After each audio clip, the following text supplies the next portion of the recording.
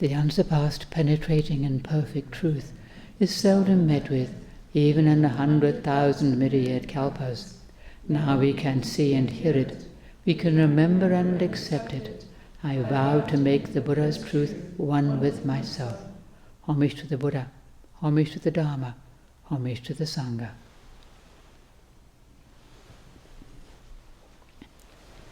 Well, this is our first talk of the season, as it were, since the beginning of January.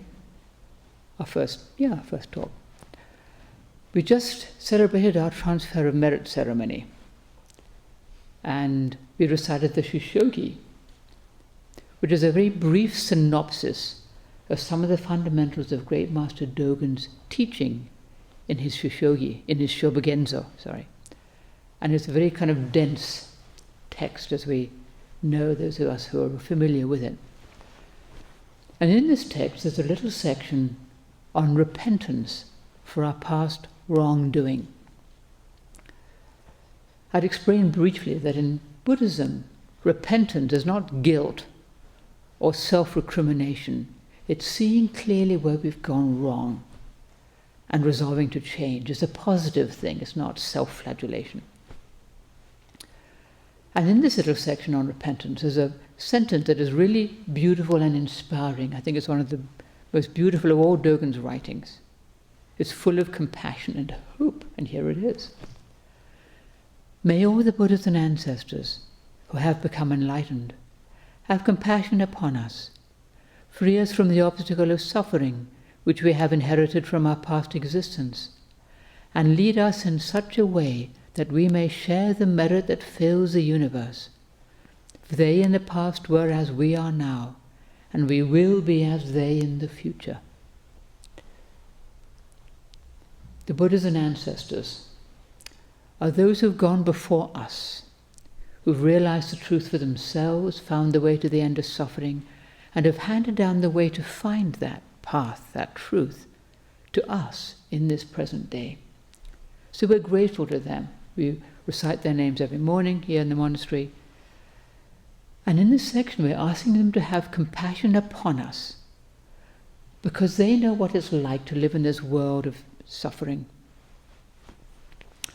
And we're asking them to free us from suffering. Well, actually, they show us the way to free ourselves from suffering. They don't do it for us. We free ourselves from suffering by practicing the Buddha's teaching. That's what he taught, suffering and the way to the end of suffering. So as we practice the path, we find the way to the end of suffering.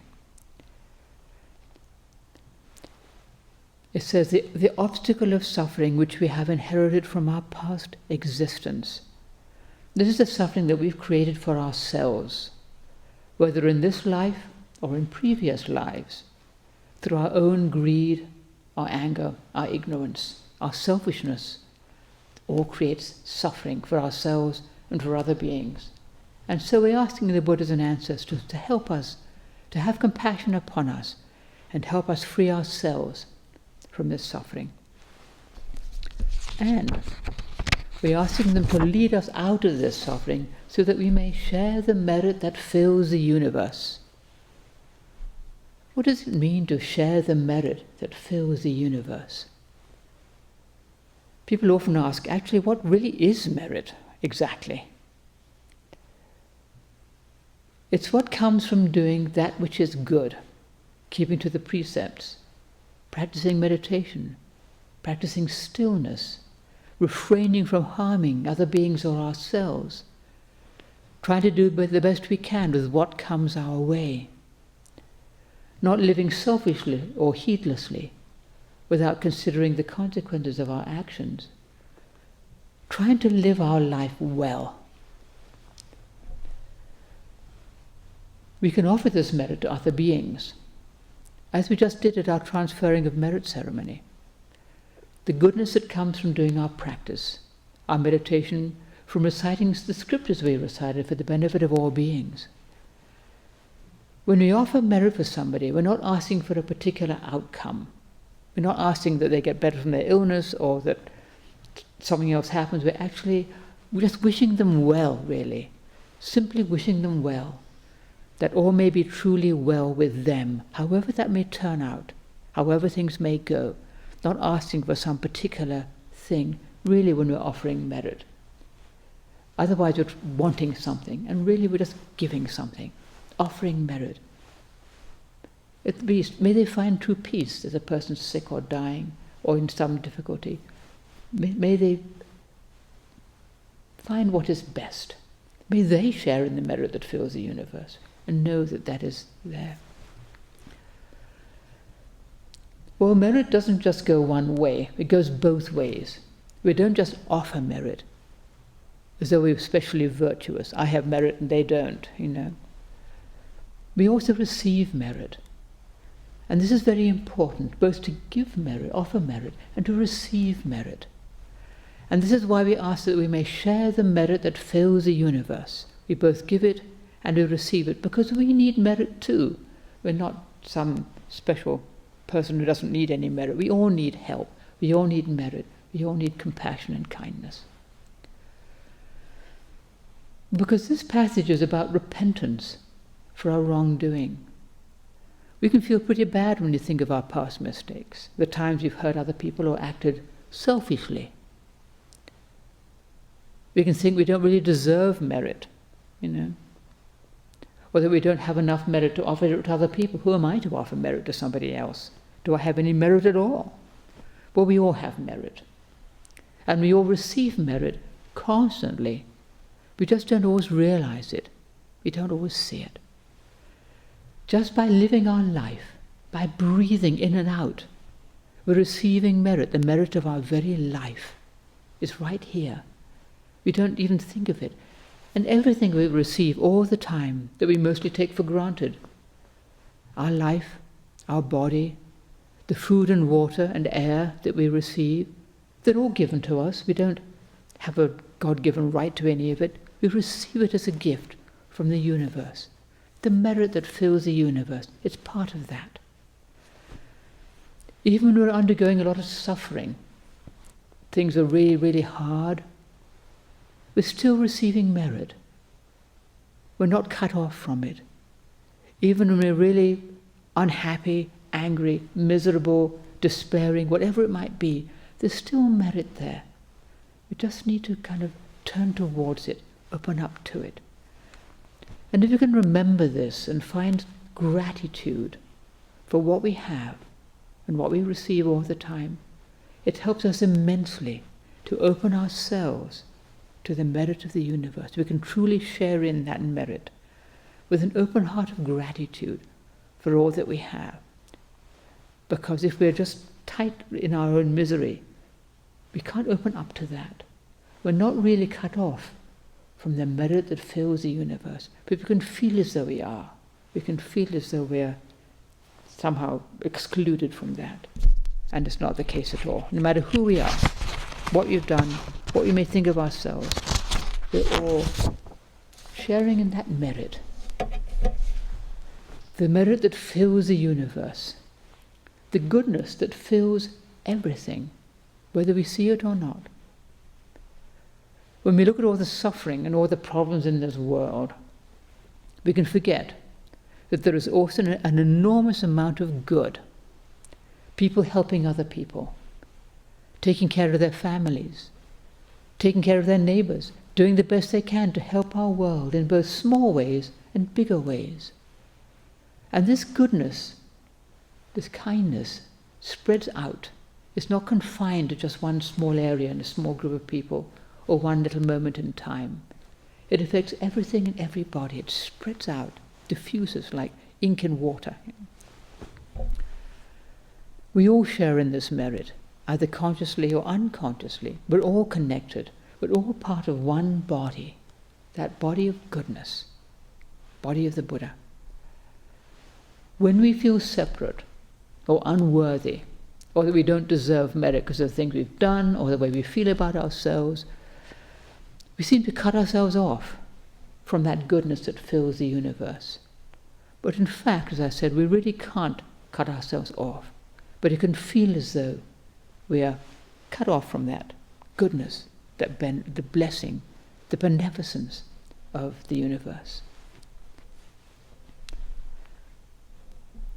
This is why repentance in Buddhism also means letting go of our past mistakes, seeing them, accepting responsibility for what we've done, learning from our mistakes, and resolving to act differently, to change. And to stop blaming ourselves, stop carrying it around, to let it go. Okay, I'm sorry, I did this really awful thing, or I've had this, really difficult stuff. Can I change? Can I do something about it? Can I do better? To stop blaming ourselves. And this is why we ask the Buddhas and ancestors for their compassion, so that we may have compassion for ourselves. That's what it really is, to have compassion for ourselves, for our own mistakes, our shortcomings, the things we've done, the way we feel about ourselves. Even when we keep making the same mistake again and again and again, or we have some shortcomings that we find it really difficult to overcome, we can still ask for compassion, and we can still find compassion within ourselves to accept our shortcomings, accept our mistakes, look at them clearly. Okay, how can I do better? How can I do better? Not constantly comparing ourselves with other people or we think other people are like, but just how can I do better with this? I seem to have this really difficult temper, this really difficult neediness, or this fear, or this terrible despair, whatever it might be. How can I make the best of what I have? Do my very best with it. And actually have gratitude for that, because in fact, these shortcomings and mistakes, they help us on our way, because they help us to learn something. We don't become perfect by never making a mistake. We do better by making mistakes and learning from them.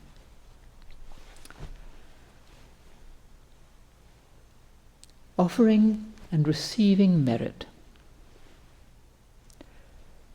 We don't just offer merit to people we think deserve it. Who are we to know? We also offer merit to people we don't like, or people we have problems with, even people who do enormous harm. They may need merit more than anybody because they're making a lot of difficult karma for themselves. And when we offer merit to people we don't like very much, or we don't think are doing a very good job with their life, we're softening our own heart towards them. We're helping ourselves, actually, to not judge them, not that hard-hearted little judgment. Whether they're people we know or people we've just heard about, to offer merit with those we find difficult is a great gift, actually, not just to them, but to ourselves. We're also receiving merit by offering it. It does go both ways. Because when we soften our heart towards other people, we soften our heart towards ourselves as well. When we're harsh and judgmental towards other people, we're also harsh and judgmental towards ourselves. They should be perfect, I should be perfect, we should all be doing better than this. It's miserable. But to share the merit that fills the universe, to accept people, to accept ourselves, to accept other people's shortcomings, accept our own, sharing the merit that fills the universe, it helps us to allow compassion to flow through us, both for other beings and for ourselves. Let it flow both ways. None of us is really cut off. None of us is unworthy of that universal merit. None of us is too awful to deserve it. None of us is separate. We're all one body. None of us is especially bad or especially virtuous. We're all a mixture of that which is helpful, that which is not so helpful. And we're all one body, one being, really. We're not separate little beings, each with our own little miserable stuff. We're all part of one body. The more we can realize this, the more we can share the merit that fills the universe. As we breathe in and out, we breathe in the merit of the universe, and we breathe it out to other beings, just by doing our training, by wishing well to people. As I said, almost especially the people we find difficult, because that helps us to accept both them and ourselves. To read our passage again. May all the Buddhas and ancestors who have become enlightened have compassion upon us, free us from the obstacle of suffering which we have inherited from our past existence, and lead us in such a way that we may share the merit that fills the universe. For they in the past were as we are now, and we will be as they in the future. That last part, in the past they were as we are now, and we will be as they in the future. The Buddhas and ancestors were all just like us. None of them was born a saint or superhuman. They were human beings like us. All of them had to live in this world with all its suffering and with all their own mistakes and problems. They weren't perfect, but they trained themselves. They found the end of suffering, and they passed it down to us. And we can find the end of suffering too. We will be as they in the future. We just keep on going, doing our best. When you make a mistake, see it, learn from it, keep on going, learn to do better. Just keep on doing that. For they in the past were as we are now, and we will be as they in the future. Never to doubt this, never to think that we can't do it, or that we're unworthy, or that everybody else can do it but I can't. Somehow everybody else got Buddha nature but I missed out. Everybody else has access to the merit that fills the universe, but somehow I don't. It's not the case. We all have access, we all share in that merit. And to open our heart as much as we can to ourselves and to other beings helps us to know that we are sharing this merit that fills the universe. And this helps us, and it helps everybody. And this is Great Master Dogen's teaching for us today. Thank you.